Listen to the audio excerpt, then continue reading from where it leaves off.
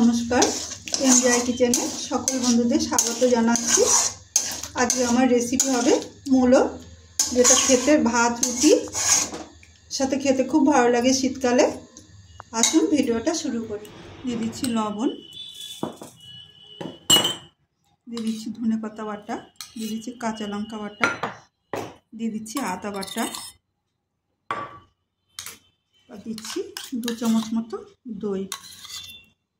এই যে আমি মূলোটা ভালো করে ম্যারিনেট করে রেখে দেবো, কিছুক্ষণ ঢেকে রেখে দেবো। আমি শুকনো খোলায় একটা মশলা করে নেব। দিয়ে দিচ্ছি মুগ ডাল 1 চামচ মতো, আর দিয়ে দিচ্ছি 1/2 চামচের মতো মৌরি। এটা ভেজে নেব। মৌরি আর ডালের গন্ধ ছেড়েছে, আমি এখন দিয়ে দেবো কসুরি মেথি। এটা হালকা নেড়ে নামিয়ে নেব, নামিয়ে ঠান্ডা করে গুঁড়ো করে নেব। দিয়ে দিচ্ছি সর্ষে ফোড়ন। সর্ষেটা একটু ভাজা হবে, তখন আমি দিয়ে দিচ্ছি কালো জিরে, আর যে মশলাটা ভেজেছিলাম সেখান থেকে সামান্য একটু দেবো, কষিয়ে নেব লো ফ্লেমে। এবার দিয়ে দিচ্ছি সর্ষে বাটা,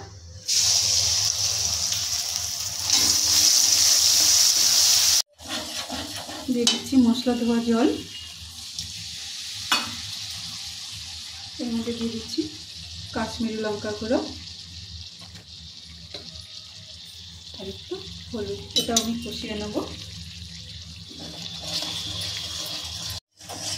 মশলা কষিয়ে নিয়েছি, এরপর দিয়ে দিচ্ছি ম্যারিনেট করা মূলো।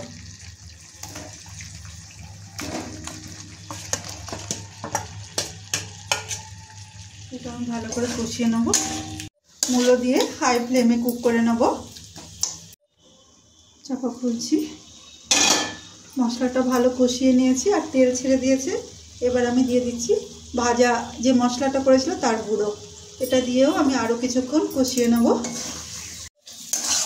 প্রথমে আমি হাই ফ্লেমে কুক করেছি, তারপরে লো ফ্লেমে কুক করে নিয়েছি।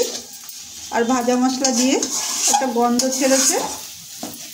এবার আমি দিয়ে দেবো মশলা ধোয়া জল।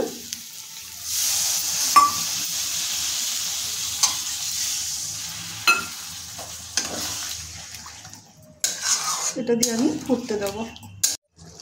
5 মিনিট পর ফিরে এসেছি। এবার সামান্য একটু নুন দিয়ে দিচ্ছি, দিয়ে দিচ্ছি একটু চিনি,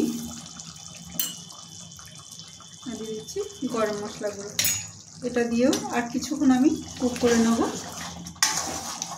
মূলোর রেসিপি রেডি। আমি এবার গ্যাস অফ করে কিছু ধনেপাতা দিয়ে দিচ্ছি। এটা মিশিয়ে নিয়েই আমি সার্ভ করব।